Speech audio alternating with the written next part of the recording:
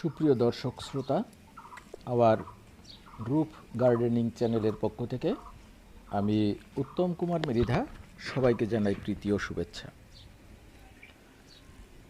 প্রিয় দর্শক, আজকে আমি দেখাবো অ্যাডেনিয়াম কিভাবে আপনারা রিপোর্ট করবেন।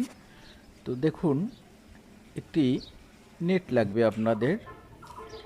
নেটটি খোয়াচালা, বালিচালা যে নেট তাহলে হবে না, আপনার খোয়াচালা যে নেট আছে সেই নেট কিনে আপনার প্রয়োজন অনুসারে, আপনার যদি বেশি অ্যাডেনিয়াম হয় তাহলে একটু বড় নেট লাগবে, আর যদি কম হয় তাহলে একটু ছোট নেট লাগবে। নেট বাদে আপনি কিন্তু চালনি দিয়েও কাজটি করতে পারেন। তারপর এমন একটি কাঠি নিতে হবে যার অগ্রভাগ কিছুটা সরু, এবং সেটা দিয়ে আপনার টবের চারপাশ এভাবে আস্তে আস্তে মিডিয়া আলগা করে নিতে হবে। মিডিয়া আলগা করার পর আপনার উপরের মাটি যখন ঝুরঝুরে হয়ে যাবে তখন আপনি গাছটি ধরে আস্তে আস্তে নাড়াচাড়া করে এটিকে উঠাতে পারবেন। তার আগে এর উপরে যে অবাঞ্ছিত কিছু ঘাস অর্থাৎ আগাছা জন্মায় সেগুলো সরিয়ে ফেলবেন। তারপর এটিকে আস্তে আস্তে নড়াতে হবে।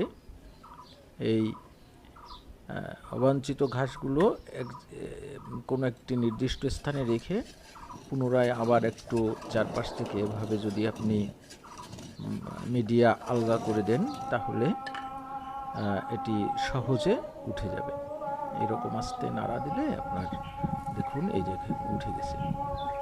ঠিক আছে, এবার আস্তে আস্তে শিকড়ে যদি কোনো আগাছার লাগানো থাকে সেটি ফেলে দিয়ে তারপর এই টবের মিডিয়াটিতে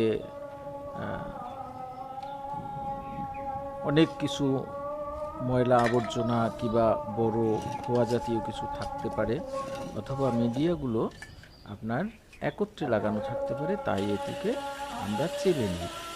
এরকম খোয়াচালা নেট দিয়ে যদি আপনি চেলে ফেলেন তাহলে আপনি যে ফ্রেশ মিডিয়া সেটি কিন্তু নিচে পেয়ে যাবেন, আর উপরে আপনার যে ময়লা আবর্জনা কিংবা আগাছা সেগুলো থেকে যাবে। এভাবে আপনি যে পুরনো পটিং করা অ্যাডেনিয়াম থেকে পুরনো মিডিয়াটা আলাদা করে নেবেন। দেখুন, এরকম আমি এই সবগুলো টবের থেকে আমি মিডিয়া আলাদা করে রেখেছি। এভাবে পুরনো মিডিয়া আলাদা করে রাখতে হবে। দেখুন আমার কত ফ্রেশ মিডিয়া পেয়ে গেছি। এটিতে অবশ্য চলবে না, এর সাথে আবার নতুন মিডিয়া কিছু মিশাতে হবে। আমি অ্যাডেনিয়ামগুলোকে দেখুন একটি বালতির ভিতরে কিছু সময় ভিজিয়ে রেখেছি যাতে এখান থেকে মিডিয়াটা নরম হয়ে যায়। 5 মিনিট ভিজিয়ে রাখার পর সবগুলো এভাবে আপনারা উঠিয়ে রাখবেন। উঠিয়ে রেখে আস্তে আস্তে উঠাবেন যাতে কোনো শিকড় বা ডালপালা না ভাঙে, তাহলে কিন্তু আপনার সেখানে একটু সমস্যা হতে পারে। আস্তে আস্তে উঠানোর পর তারপরও একটু যদি ভেঙেও চায় সেটা পরে আমি বলছি কি করতে হবে। এভাবে আস্তে আস্তে একটু আঘাত করে আপনার শিকড়ের ভিতরের মিডিয়াটা বের করে দিয়ে ভালোভাবে ধুয়ে আপনি রোদে দিবেন। যে দেখুন এইভাবে রোদে সূর্যের দিকে গোড়াটা রেখে আপনি এভাবে সবগুলো ধুয়ে রোদে দিতে হবে। আমি খুব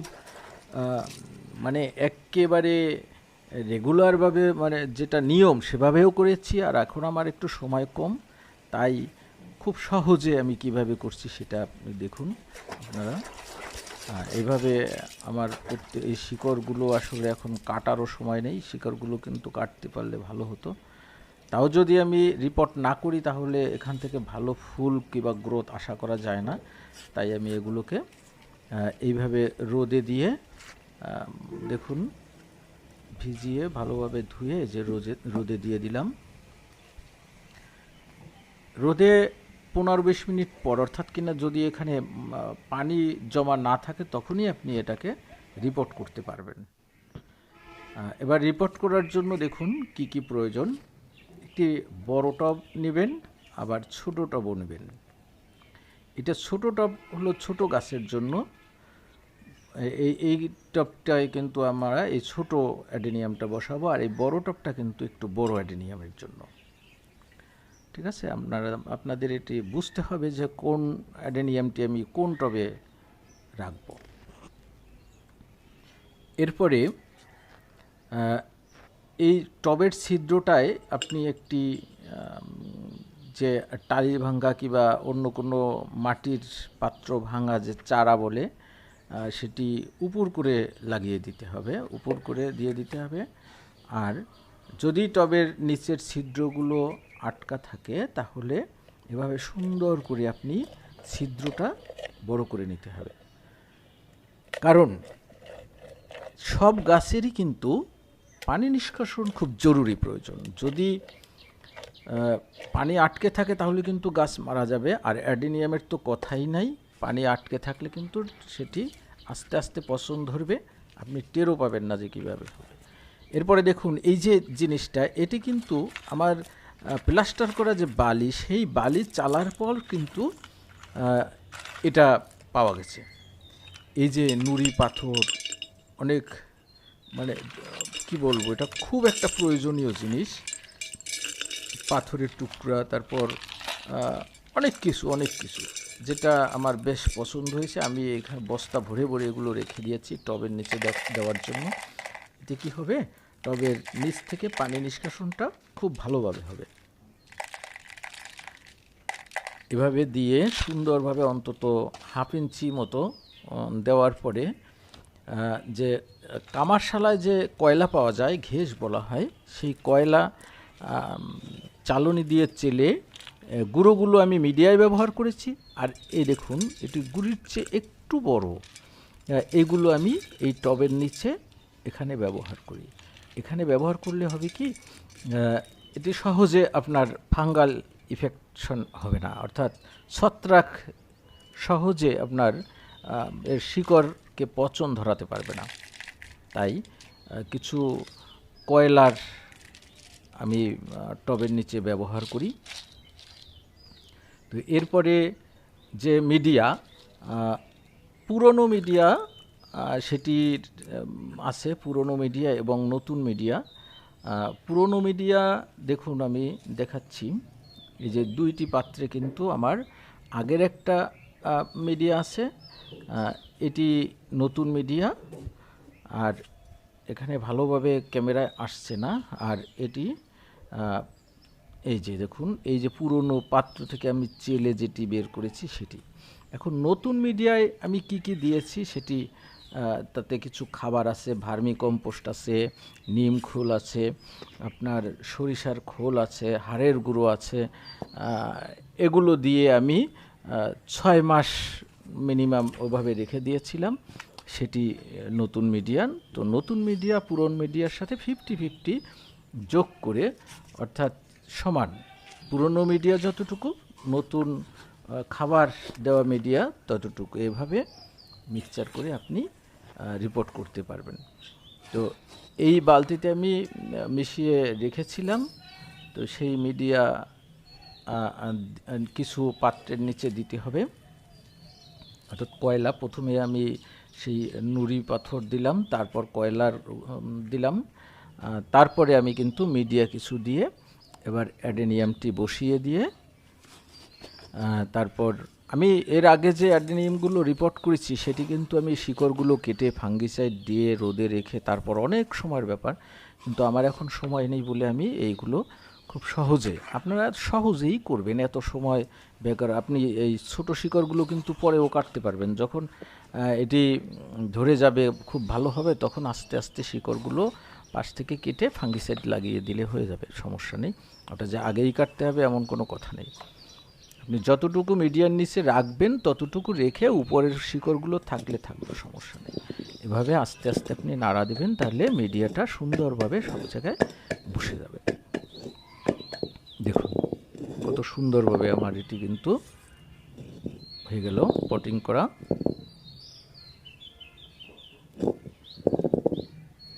এর একটি ডাল, এটি একটি সুন্দর ফুল, এর একটি ডাল দেখুন কাটা আছে। আমি একটি ডাল দিয়ে আমি অনেকগুলো গ্রাফট করেছি, আর একটি ডাল রেখে দিয়েছি। ওটি গ্রাফট করার মতো রুট স্টক আমার বর্তমানে নেই, আবার রুট স্টক হলে ওটিও আমি গ্রাফট করব। আর এই যে এখন যেটি দেখুন পাত্রে বসাচ্ছি, এটি একটি বীজের গাছ, অর্ডিনারি, কিন্তু কালারটা বেশ ভালো, গোলাপি কালার, লাক্স গোলাপি যেটাকে বলা হয়। অর্ডিনারি কালার না, মোটামুটি পছন্দের একটি কালার। এভাবে আস্তে আপনি বসিয়ে, সুন্দর করে বসিয়ে চারপাশে মিডিয়া দিয়ে একটা মোটামুটি ঝাঁকি দিলেই, একটু নাড়া দিলেই মিডিয়াটা সবখানে। খবরদার আপনারা কিন্তু মিডিয়ার উপর কোনো প্রেশার দিবেন না, কিংবা মিডিয়া কোনো কিছু দিয়ে গুটিয়ে ঢুকানোর প্রয়োজন নাই। মিডিয়া ঝুরঝুরে হবে এবং এইভাবে আস্তে দিবেন, সকল শিকড়ের সবখানে পৌঁছে যাবে। তারপর পাত্রটাকে আপনি, টপটাকে যখন আস্তে আস্তে নাড়াবেন তখন কিন্তু মিডিয়াটা ঠিকভাবে শিকড়ের মাঝে পৌঁছে যাবে। আপনি কোনো কিছু দিয়ে গুটিয়ে গুটিয়ে কিন্তু ঢুকাবেন না, তাতে আপনার শিকড়গুলো যদি ক্ষত বিক্ষত হয় তাহলে কিন্তু আপনার অ্যাডেনিয়াম দেখবেন উপর থেকে ভালো আছে, কিন্তু শিকড়ে পচন ধরে গাছটি কিন্তু নষ্ট হয়ে যাবে, মরে যাবে। এই জন্য এর ভিতরে কোনো ছুরি কাঁচি ব্যবহার করা যাবে না। যতটা সম্ভব এর রুট অক্ষত থাকে সেইভাবে আপনার কাজ করতে হবে। আর রুট যদি আপনি কাটতে চান তাহলে কিন্তু ফাঙ্গিসাইড লাগিয়ে আপনাকে রোদে সেই জায়গাটি শুকিয়ে নিতে হবে। যেহেতু আমি এর কোনো শিকড় কাটিনি, আমার এমনভাবে কাজ করেছি কোনো শিকড় নষ্ট হয়নি, তাই আমি ফাঙ্গিসাইড ব্যবহার করিনি।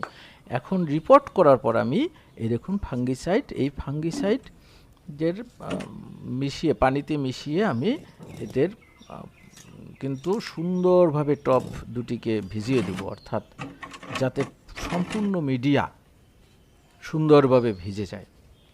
প্রথমেই পটিং করে অর্থাৎ রিপোর্ট করে এটিকে পানি দিয়ে সম্পূর্ণ মিডিয়া, এই দেখুন আমি এই পুরো এই পানির জন্য, এই ঝাঁঝরি যেটা বলে পানি দেওয়ার জন্য, এটা সবখানেই কিনতে পাওয়া যায়। এই এক পাত্র পানির জন্য কিন্তু আমি ছোট্ট যে বোতল, সেই বোতলের এক মুখ ফাঙ্গিসাইড নিয়ে ভালোভাবে মিশিয়ে নিয়েছি।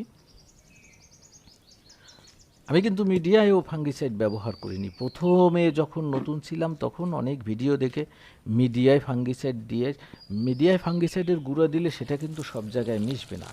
সেটি দেওয়া কোথাও বেশি হবে, কোথাও কম হবে, ওটা প্রয়োজন নাই। আপনারা এই পানিতে ভালোভাবে মিশিয়ে নেবেন একটু পরিমাণে বেশি দিয়ে, তাহলেই সবখানে চলে যাবে। পানি আস্তে আস্তে দিবেন, প্রথমে একটু দিয়ে টানার পরে আবার পানি দিবেন।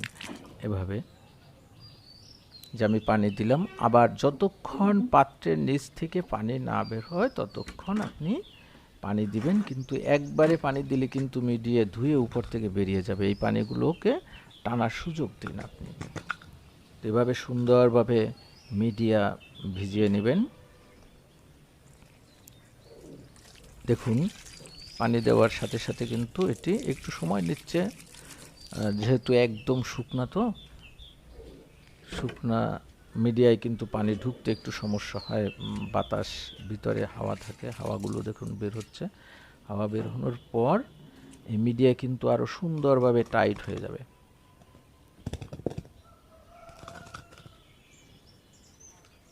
এভাবে আস্তে আস্তে পানি দিয়ে সম্পূর্ণ মিডিয়া ভিজাতে হবে, এমনভাবে যাতে আপনার টবের নিচ থেকে পানি বেরিয়ে যায়। এরপর টবটিকে কোথায় রাখবেন? এইভাবে একটি এমন জায়গায় রাখতে হবে যে বৃষ্টির পানি না পড়ে এবং সরাসরি দুপুরের রোদ না লাগে।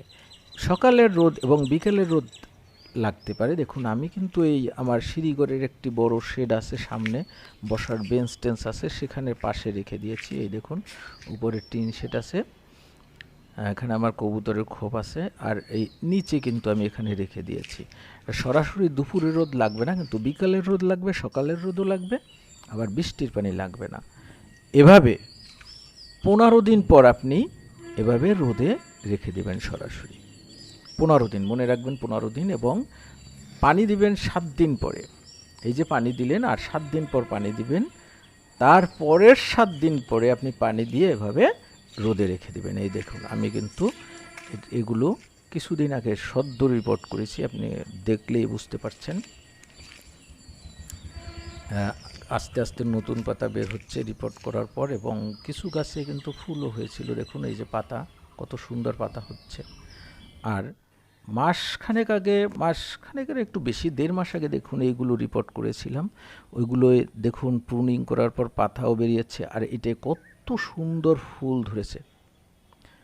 এভাবে যদি আপনি রিপোর্ট করেন তাহলে গাছের গ্রোথ যেমন বৃদ্ধি হবে এবং সুন্দর ফুলও ধরবে। বন্ধুরা, এতক্ষণ সাথে থাকার জন্য ধন্যবাদ। সবাই ভালো থাকবেন।